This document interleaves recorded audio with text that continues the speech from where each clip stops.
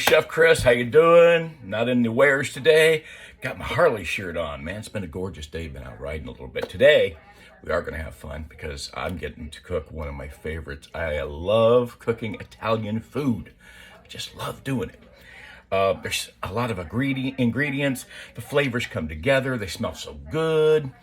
It's really, really one of my favorites. There's no doubt about it. So here's what we're going to do. In this particular recipe, I've added a few more things other than the basics because it's how I like it.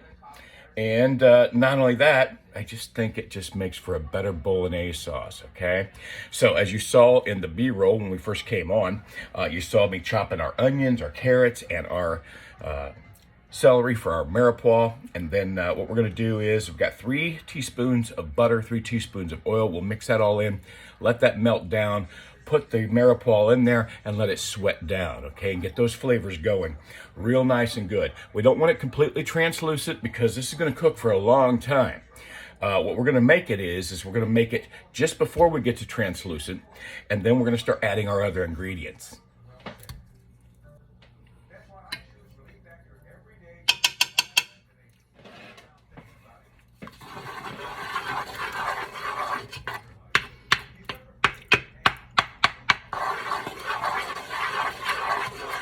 There's a couple of reasons that in a lot of cooking you see margarine, which I never use margarine, or real butter, which I always use, and canola oil or some kind of oil, olive oil, which I use in this extra virgin olive oil. Anytime I do my Italian dishes, it's a must, and therefore everything else. But the reason you see the two mixed together is because if you get your heat too hot, what you've done is you've raised that smoke point so that it doesn't burn up your oil and your butter.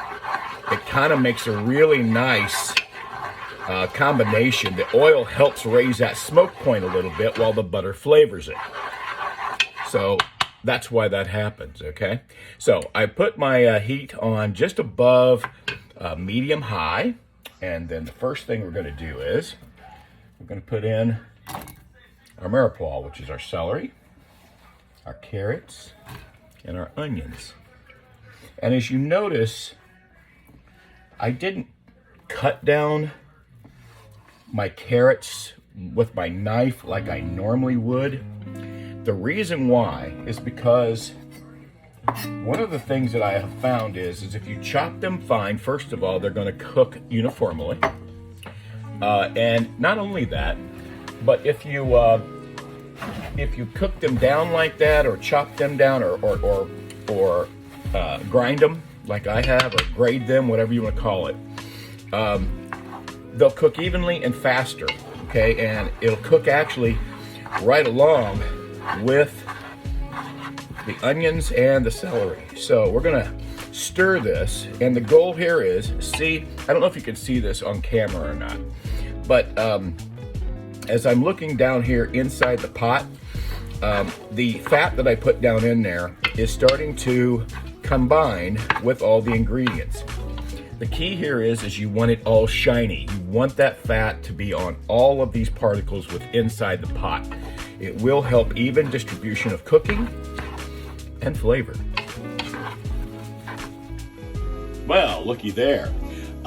It is time to bring the plants inside so that we can still have our herbs that we love to cook the most with. And all of mine on the outside have kind of gone by the wayside. So what I've done is I brought in a little bit of my basil, and man, it's really starting to take off. I know you see a little gray, and I take a lot of that off. But we're going to use fresh basil in our recipe, and it came from the plant right here in the window.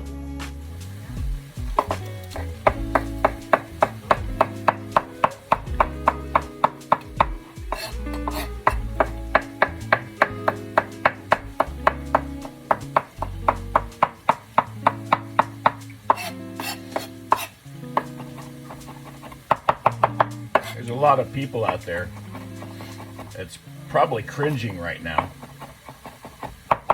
because I'm chopping my basil on my board. And I know the theory behind it. I love Pasquale. I like to watch him. I don't know if you've ever seen Chef Pasquale, but he uses fresh basil all the time too, just like I do. And the cool thing about his cooking is, though, he uses full leaf or tears it up a little bit so the oils come in that way. If you're chopping it, you're getting a little bit of that oil on the side anyway to break through on the outskirts of the chopped portion of the leaf. So you don't lose too much. Now, when you're smashing garlic and things of that nature, oh yeah, you're going to lose some oil out of that garlic. But when I'm chopping like this, I don't see that much difference. That goes right in here. And we'll stir him right in.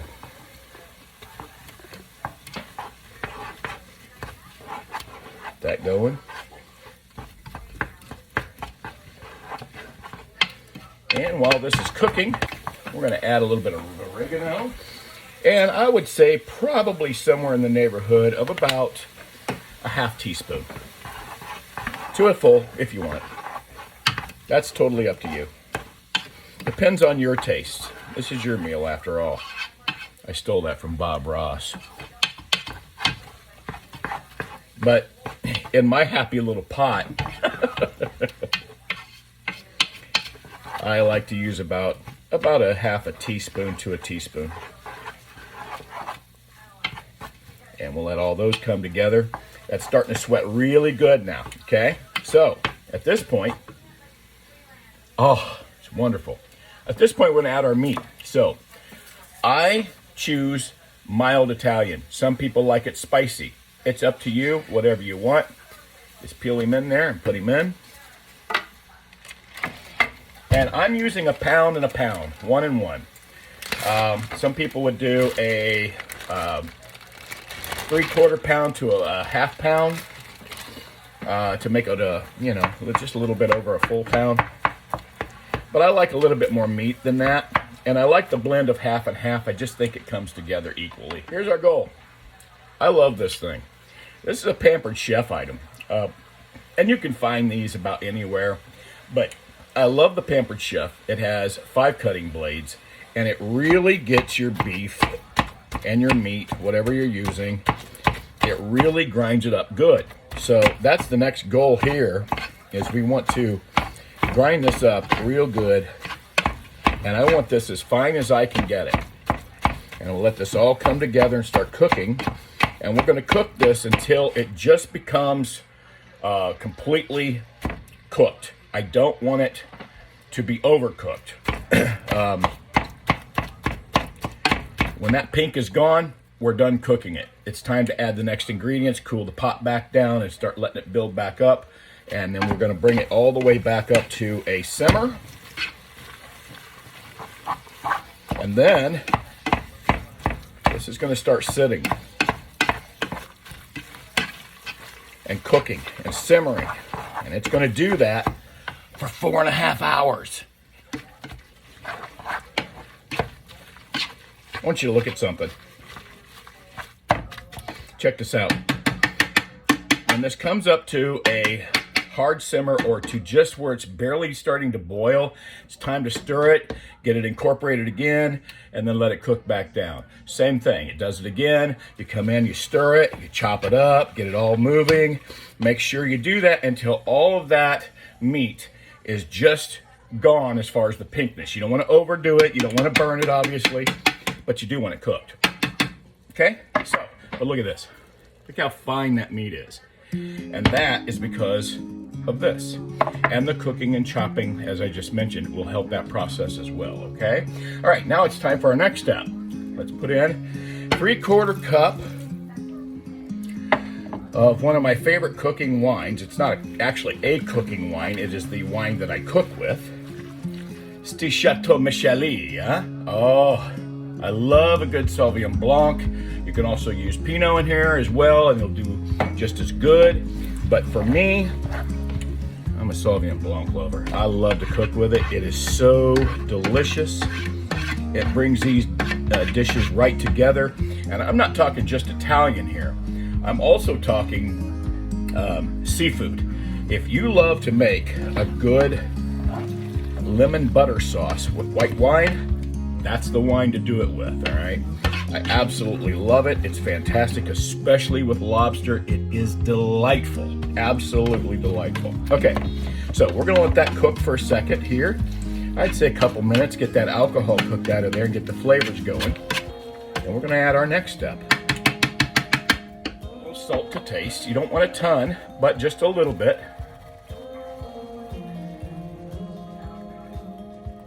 And what happened here is it's kosher salt, but it was coarse and I didn't have any fine. So I tried a little grinder. Yeah, it's flour now, it's salt flour. But the measurement is still gonna be about the same. So stir that in. You don't want to oversalt this right at the beginning. I'm just gonna tell you that now. Just a little bit for flavoring to start. We'll get to your taste as far as seasonings at the end. Okay, as far as salt and pepper and all that goes. Okay, that looks good. Next, gotta use my crushed tomatoes, 28 ounces, big can. You know, there's been some kind of controversy over what kinds to use. I do buy the ones from Italy, and I've used those, and I've used Aldi crushed. I don't taste that much difference. You know why? Because I add my own seasonings, all right? One thing that I haven't put in here is garlic. I'm going to, but I'm gonna let this start to cook. I'm gonna stir it in, get it all incorporated real good, okay? All incorporated real good. All right. Now, at this point, it still looks almost like a chili. And one of the reasons for that is because A, we haven't put in our milk yet to give it a little more liquid. And B, not everything is totally cooked down. That will happen over this process that I was telling you about, okay? As far as the time. As I mentioned, if you didn't hear before, this Bolognese sauce is a true Italian sauce. It will take 4 to 4.5 hours to make. And I'm just gonna let it sit here on the stove, open. I'm not gonna cover it, we'll leave it open. And I'm going to cook this for 4.5 hours, stirring occasionally, checking on it about every half hour or so. It'll stay at a very low temp. Low and slow, a little bit of simmer, not much, just a little bit. And we'll stir this all in. By the end of that 4.5 hours, it's gonna be nothing but sauce. And I can tell you, it is absolutely one of the most delightful sauces that I have ever made. This Italian recipe, the basics of it anyway, came from Italy. And the rest of it, I kind of infused myself. The original recipe didn't even call for basil, which I was really surprised at coming from Italy. But I put my basil in now. I want those flavors in there. I want the basil flavor in there, and I want the oregano in there. So I put that in there now. Some people like to add it on at the end. That's good. That's fine. You can do that too, or you can do it at the end, whichever you prefer. Some people like to do both. I could do that too. I absolutely love basil. There's some people who are like, I could take it or leave it. But for me, in true Italian cooking, you gotta have your basil. Our sauce here is starting to simmer a little bit. So we're gonna put in our milk. This is 3/4 cup. 3/4 cup milk. Put that in there and stir it in. Now we're gonna get that orange color. A little bit of a jet bar type of look. Okay, now here's the cool thing though. When this cooks down, it will not be the same color. It'll be darker, much darker. There is one more thing that I like to add to this recipe. Some people love it, some people don't like it. It just depends. Depends on how spicy, or if you don't mind the acidic of tomato or whatever. But at the end, when this all cooks down, I'm going to be tasting, bring it to taste, with my blend of either some salt, maybe a little pepper if I need, and I want to get that acidic out of there. I'm not an acid person. And I would serve this in my restaurant too, because I've tasted it in restaurants. It's fantastic. You want just a little bit of sugar. You don't want it sweet. This is not a sweet thing. This is a acidic lowering thing, and it brings those beautiful flavors all together. Okay, so that's why. Okay, now we are up to temperature here. In fact, I'm going to lower it down to just above my first mark of my low setting. So it's pretty much like a low high, not even a medium. But this is gonna sit here in a warm, and it's gonna simmer in a warm simmer. I actually brought it up just a little bit, just before medium, right between low and medium. And this is gonna sit here and simmer for 4 hours. And when we come back, I want you to check this sauce out. It is absolutely delightful. And if you make this at home, you're absolutely gonna love it. I promise you that. Okay, we are just about done with our sauce. I want you to look at this. Look how much it's just a sauce. It's just beautiful, just beautiful. The longer you cook this, if you want to go 6 hours, that's great too. And let me tell you a little secret also. If you take this sauce, cook it the day before, 4 to 6 hours, however you want to do it. Put this in the refrigerator overnight, warm it up the next day. Oh my gosh, those flavors, it's just like a good chili. Have you ever had chili that Mama's made and it tastes just so much better the next day? Well, the reason why is those flavors have a chance to even blend and mix even more. So that's the secret. It really is to a great bolognese, is that long length cooking. This is ready to eat now, but you know, if you want to store it, you could store it, freeze it if you want, warm it up however you want. But nevertheless, it will keep in the freezer for up to 6 months, and in the refrigerator for up to 3 or 4 days. So, but I wanted to show you one thing I was talking about earlier, is that the sweetness of this sauce. This is not a sweetening thing, and a lot of people get that confused. But let me show you. I got my sugar here, and this is what I'm talking about bringing down the acidic level without sweetening the sauce that much. In fact, this is not a sweet thing at all. When I say a pinch, I literally mean a pinch. Right over the top. That's it. Done. Okay? Now, you're going, oh man, you didn't put enough in there to really do anything. Stir it in. Let it set 2 or 3 minutes. Stir it again. Even when you first stir this in, you taste this, and it will taste a little different, not as much acid. It's just the way it does. It's the chemical reaction that the sugar brings, okay? So, this right here, we're gonna give it a little taste here. Oh, that's just perfect. Perfect. And that is better than most Italian restaurants I've been in. I think I may have told this story before, I'm not sure. I had a guy, and don't get me wrong, to each his own and how they want to prep and cook, and I'm not downing this guy, but when you're cooking Italian, if you know anything about Italian cooking, they cook slow, very slow. It gives those flavors a chance to blend, and now that's this. That's what this is. This isn't money. This is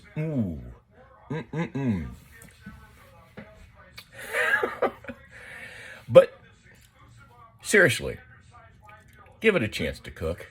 He told me he cooks his bolognese sauce in about an hour and 45 minutes to 45 minutes to an hour, whatever, roughly in that area. And I go, oh, that's great. It tasted like it. And then he asked me how long I cook mine. I said, well, a minimum of 4 hours.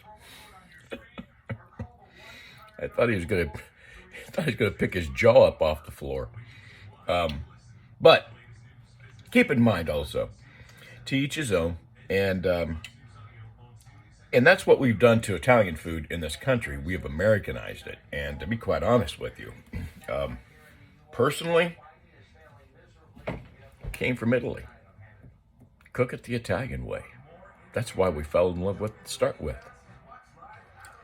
Most of them on the East Coast, the Italians, even Sicilians, will tell you, you got to let it cook, and you'll come away with a fantastic dish.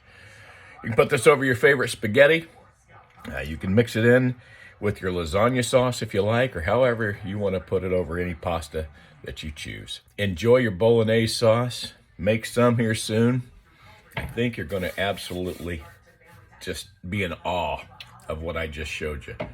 I know that once I started cooking this way, you will never buy another canned sauce of any kind and doctor it up. You won't do that. That's the real deal. And it is absolutely to die for. Enjoy. Have a great night. If you're cooking for somebody else, remember, cook it with love, and they'll feel it. We'll see you.